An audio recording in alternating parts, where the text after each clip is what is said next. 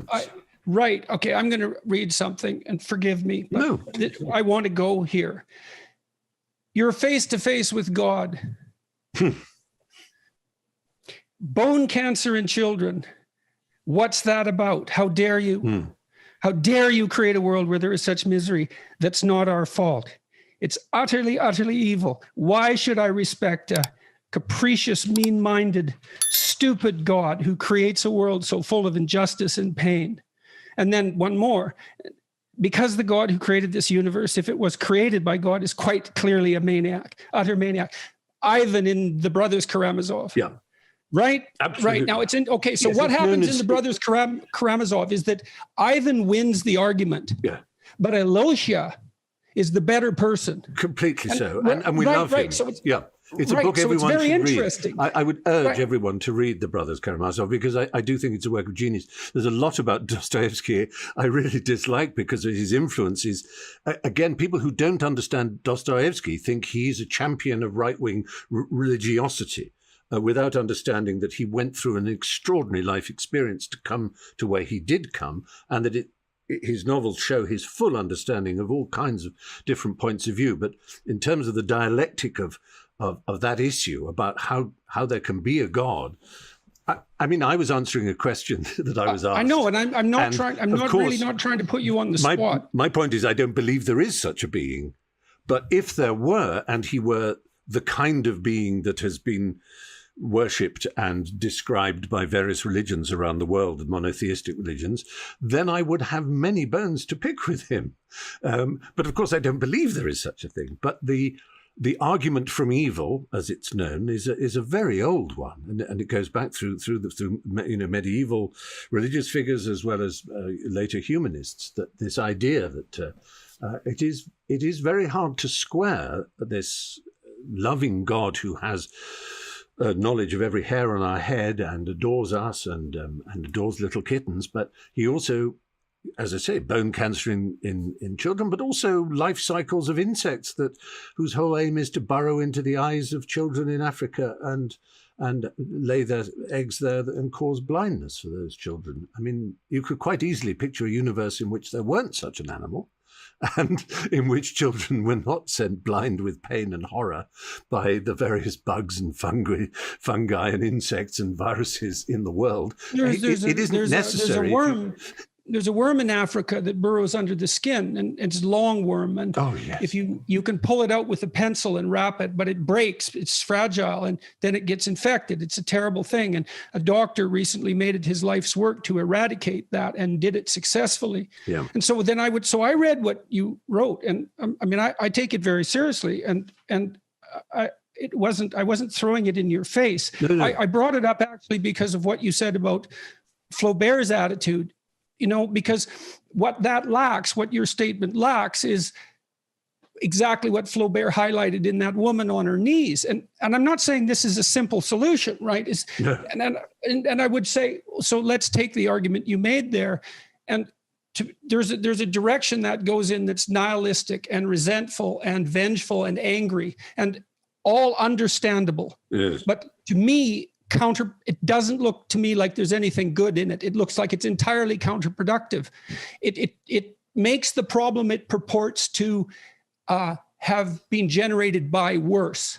Mm-hmm. So then the question is, what's the appropriate attitude, given that the argument you make is actually an extraordinarily powerful argument? And I don't know the answer to that, but I do know, I think that resentment and anger, and even the motive that would make you want to say that to God himself, I think that's probably not helpful, even though it's so, well,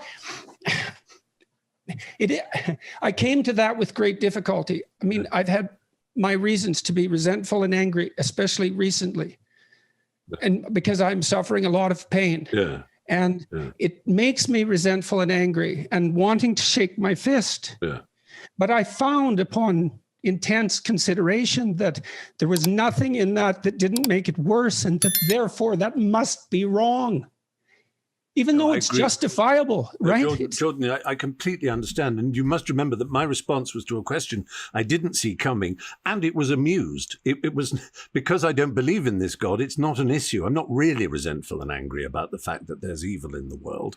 I'm sorrowful very often, and I'm united in my admiration for the fact and the real belief I have that most people, fundamentally, given this dysfunction or this deep trauma, most people are so good, are so anxious to be good, are deontically good, have a sense of obligation and drive in them to be better than they are. I think that's one of the key things that I love about humanity, is not just that we are dissatisfied with things that are wrong and can be improved, but that with ourselves we are dissatisfied, and that most of us want to be better.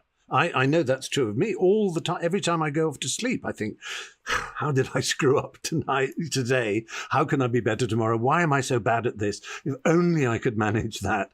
In moral terms, genuine moral terms. I think that's an extraordinarily common experience and very much under-noticed. Yeah. And part of the reason, as far as I can tell, that the talks that I've been giving, let's say, have had the effect that they've had is because I do point out that that's an extraordinarily common experience. Yeah. That self-torture by conscience. And it does indicate this striving towards a higher mode of being. And the other question I have when I look at the response that I just read is that the amount of the world's evil that's a consequence of our voluntary moral insufficiencies is indeterminate. So you might say, hypothetically speaking, that as part of God's creation, we actually have important work to do. And if we shirk it, the consequences are real. Yeah. And you might say, well, that's just an apology for God. And perhaps that's the case. And perhaps there's no God at all. And so what the hell are we talking about? But I do think it's an important issue. I mean, your life is characterized by a stellar level of constant productive creativity. That's you, and you're offering that to the world, and that seems necessary. And maybe it's because the problems are real and important, and the role we have to play ethically is of paramount importance, truly. Yeah. Why else would we torture ourselves with conscience? And I would say that's the flowering of the religious instinct within you.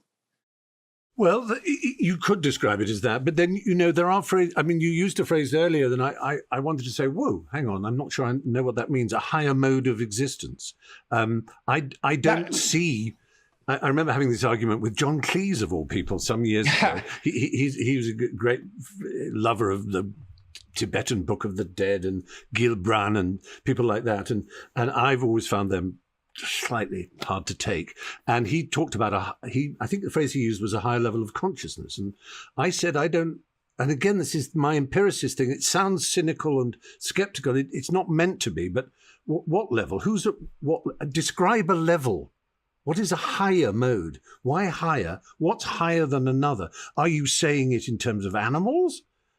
It's a view, it's an old-fashioned Huxleyan view of evolution that most modern, Richard Dawkins, for example, most modern evolutionary scientists and so on, the ethologists would deprecate, to say that there is a higher level of being, a higher mode of consciousness. Is it just like saying, well, you're better educated, you've read more, you know more? Is it you've somehow been enlightened, a Verklärungs effect, as the Germans would say, which is not necessarily intellectual, but is somehow spiritual? And if so, show me an example of it. Show me someone who has a higher mode of existence than I do. I can answer that, I think, to some degree. Yeah, three ways. One, that higher mode of existence is what your conscience tortures you for not attaining. Right. Okay. I think so what my conscience tortures me for not attaining is that I was rude to someone yesterday and I shouldn't have been. Right, but it's the shouldn't part of it. Yes, the obligation. It's the exactly. David Hume, the problem of ought. Yeah. Well, and then you think about how it manifests itself. You don't. This is why Nietzsche was wrong.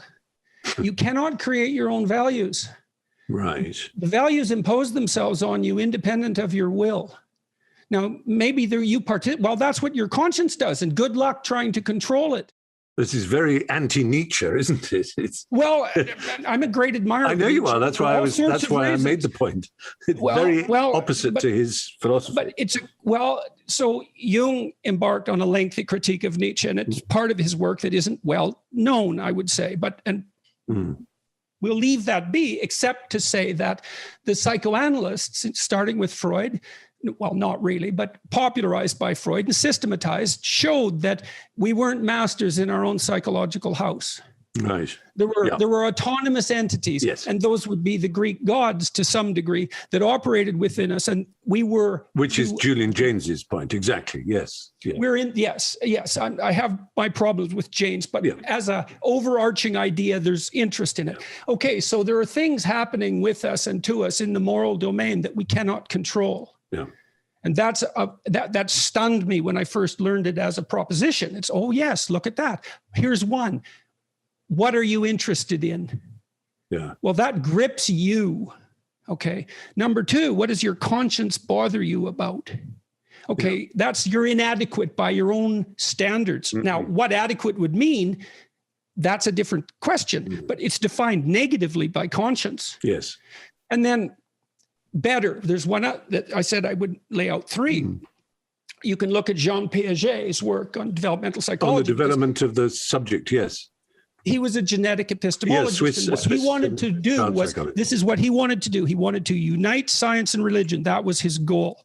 And he wanted to look at the empirical development of values. And what he concluded, at least in part, was that a moral stance that's better than a previous moral stance does all the things that the previous moral stance does, plus something else. Yes.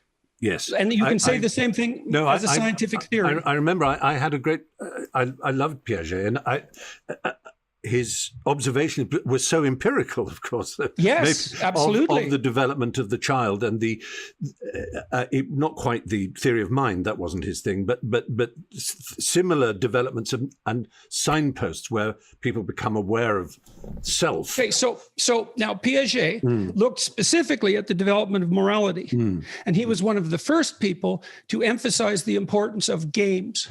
Yeah. And what he showed was that at 2 years old, let's say, a child can only play a game with him or herself. Yeah.